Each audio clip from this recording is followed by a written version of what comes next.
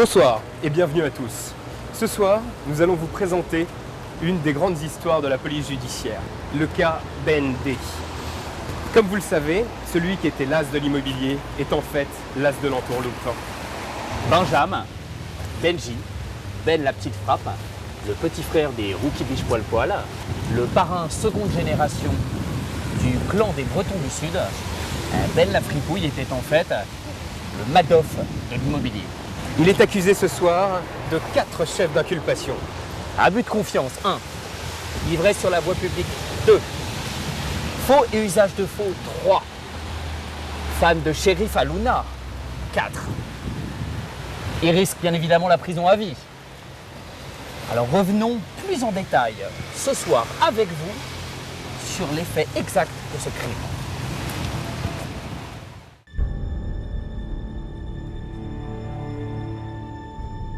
Dans la charmante bourgade de Crépy-en-Valois, un lotissement moderne tout confort vient d'être construit. Certes, nous sommes loin des beaux quartiers, mais Ben D sait que s'il réussit cette opération, il montera en grade et pourra être muté à Bugeaud, où il pourra s'endormir dans son célèbre ascenseur en or. Roi de la tchatch et doué comme pas deux, il réussit un coup de maître. Vendre ses pavillons comme des petits pains, alors que le lotissement est tout de même construit face à une déchetterie. Pas de souci, promet Ben D, vous voyez bien, cette usine est à l'abandon. Les clients les plus suspicieux veulent vérifier et effectivement, l'usine n'est plus en activité, elle est quasi désaffectée. En une journée, tous les pavillons sont vendus. Seulement voilà, Benjamin prend soin de faire visiter sa clientèle en pleine journée, mais la nuit venue, c'est en réalité toute une usine spécialisée dans le compost qui se met en route. Trop tard, les baux sont signés. Les acheteurs sont niqués. Quand on a signé l'acte chez le notaire, il n'y a pas eu d'information. La mairie donne pas d'information à ce sujet, quoi. Donc les notaires sont pas au courant et les gens, ils achètent. Après, il n'y a aucune ambiguïté, il n'y a pas d'autre mot, ça pue. Au petit matin, on retrouve le président du syndicat noyé accidentellement dans une fosse à purin. Pas de doute, le crime était signé. Et surtout, Ben D a disparu. Effectivement, Ben D a filé. Il est en cavale depuis pour échapper aux conséquences de cette frauduleuse histoire.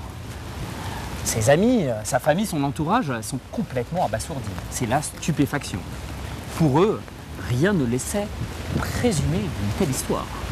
Ben l'affabulateur est démasqué. On découvre l'homme aux 1000 visages. Mais pour comprendre cette situation, revenons plutôt sur son enfance.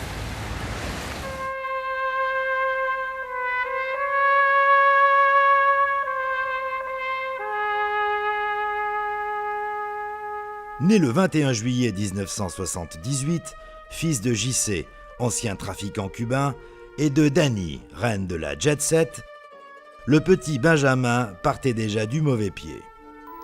Sa maman nous a confié un extrait de film qui aide à comprendre les relations pénibles qu'il entretenait avec ses parents.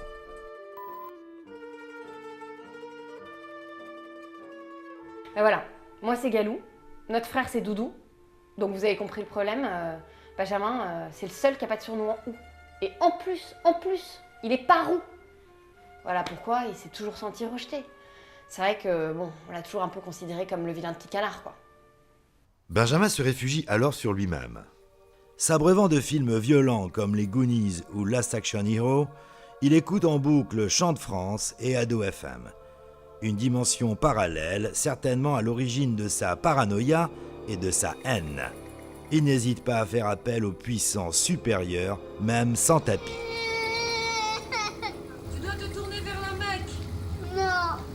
Seul comme un rat et abandonné de tous, c'est d'abord dans le ski nautique et la pêche à la ligne qu'il se réfugie. Il passe des heures à regarder les appâts et se faire grignoter par les petits poissons féroces. Toujours très attentif, rien n'échappe à l'œil affûté de Papy Albert, dit le parrain, et de Madelon Mamie, toujours dans son ombre, qui le prennent alors sous leur aile. Ils ont repéré le potentiel du petit gars et l'initient au goût de la victoire et à l'appât du gain lors d'interminables soirées foot et belote. Et là, c'est la révélation. Benjamin trouve enfin un sens à sa vie, les filles, les paris et les thunes. Mais surtout les thunes. Ambitieux comme pas deux, il se retourne alors vers les études. Une réussite académique exemplaire, un sens inné pour les études et surtout un goût non dissimulé pour les examens. Et c'est là que le bas blesse. Il se fait renvoyer pour avoir écrit « Lefel, grosse pucelle » sur les murs de Gerson. Et c'est là qu'il connaît ses premiers déboires avec la police. Pourtant, il réussit brillamment les écrits de Polytechnique, l'ENA et HEC, mais sa différence s'affiche déjà. Il choisit l'ISG, un choix beaucoup trop louche pour être honnête, soi-disant par amour des voyages. Quelques années plus tard, Benjamin découvre sa passion pour l'immobilier, une histoire de famille. Ce métier lui colle tellement à la peau qu'il ne parle plus que de ça, et c'est d'ailleurs ce qui le perdra. Il arrivera à vendre la Tour Eiffel 2 fois, la muraille de Chine 5 fois, et le mur des Lamentations 50 fois, le tout en une demi-journée. Il ira jusqu'à escroquer ses propres amis. Certains ne s'en sont bien évidemment pas encore remis et ont tenu, pour notre émission ce soir, à témoigner. Benjamin, c'est un ami de 15 ans qui m'a été présenté par un copain en commun, Mich Mich. Ça se passait super bien. Il parlait quand même beaucoup de faire des affaires. Il me disait il faut faire du business, il faut faire du business. Un jour, il est arrivé avec une opportunité immobilière, avenue Foch, dans le 16e. Super plan. Je lui dis Benjamin, t'es un ami, on y va. On y va. J'y suis allé, et puis quand j'ai voulu voir le bien, il m'a dit non. Puis la troisième fois, je suis allé voir le bien, je me suis pas retrouvé dans le 16e arrondissement, je me suis retrouvé à Sarcelles. Ah ouais, c'était avenue Foch, ouais. Puis ça avait bien 5 pièces, mais ça avait aussi 5 mètres carrés. Bien foutu, ça. Je suis bien fait baiser. Putain, la vérité. Je fais une affaire avec Benjamin, il me dit attention, tu vas acheter un appartement de folie à Neuilly avec une terrasse.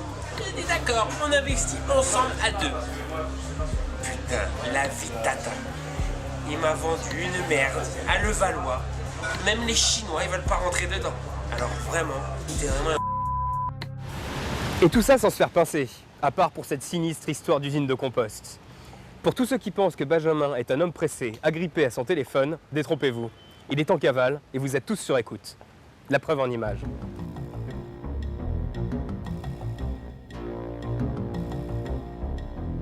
Digne héritier de Christophe Rocancourt, détesté à la première rencontre, il sait immédiatement se faire aimer, notamment grâce à sa générosité légendaire. Ah bah ça, Benjamin, pour être généreux, il est généreux. Le problème, c'est que c'est avec le pognon des autres qu'il est généreux. Et moi, j'en suis l'exemple même. Le gars à côté de Madoff, Madoff, c'est une petite quéquette, ça, moi je peux vous le dire. Regardez-moi, maintenant, je suis expatrié, je peux plus rester en France à cause du fisc. Qu'est-ce que je fais? Bah, je conduis un van. D'ailleurs, là, j'ai une course, là, je suis pressé, donc je peux pas rester. Merci, Benjamin. Pendant sa cavale, il exercera tous les métiers du monde. Pêcheur, bien évidemment, mais aussi go-go dancer. Gérant de boîte de nuit à New York, footballeur, transformiste, professeur de chinois et même skieur nautique grâce à son prof Léo Lescroc, padré du clan de la Pinette de Juan Lépin. Gigolo grâce à toutes les qualités transmises de génération en génération, certains enseignements laissent des traces indélébiles. Dis mon fils, on est vraiment trop beau. Je suis d'accord, papa. Qu'est-ce que tu penses? Il faut absolument qu'on se crève un œil. C'est pas possible. Il faut laisser une chance aux autres. Je suis d'accord. Mais, papa, Oui, droit ou gauche? mais les deux, mon fils. Sans foi ni loi, Benjamin ira jusqu'à escroquer les femmes les plus belles et les plus riches du monde, se servant de sa bogosité légendaire pour les alpaguer.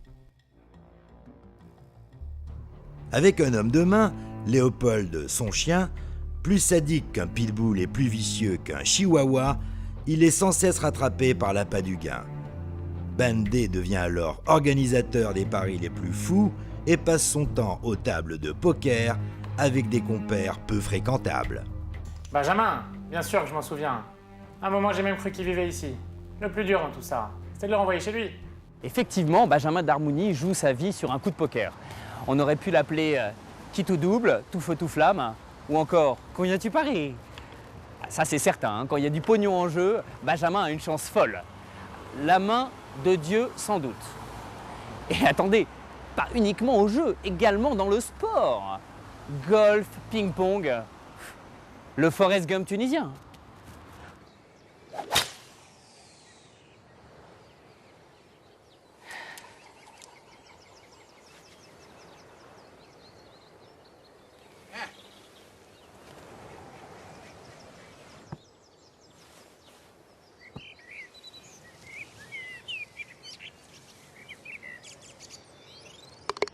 Je sais pas ce que j'ai aujourd'hui, je suis pas en forme.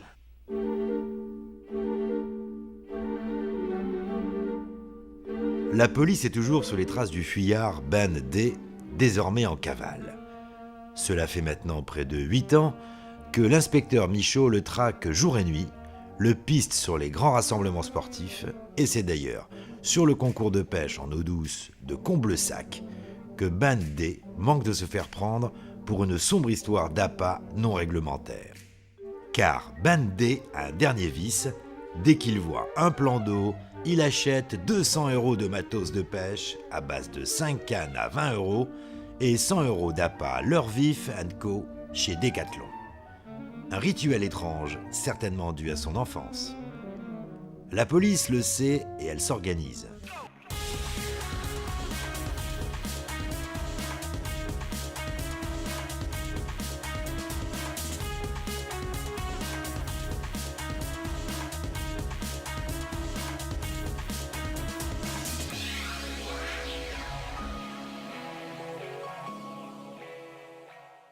Une fois de plus, il leur glisse entre les doigts, tel le gardon dans la vase. L'enquête piétine, et pourtant Ben D a une faille. La police le découvre, son amour pour le roux, sa couleur fétiche le trahit.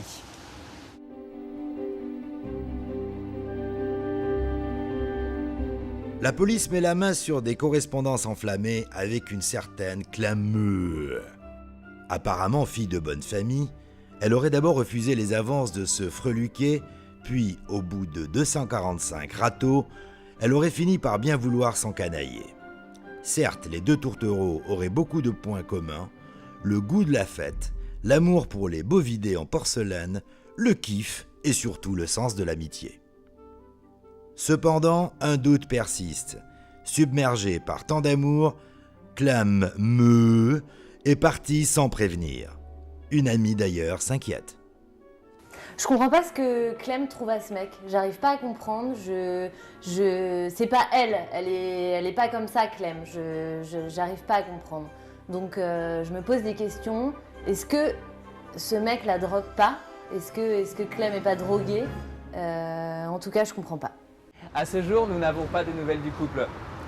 L'affaire reste et restera donc non élucidée. Il semblerait que l'amour et la stabilité soient au rendez-vous.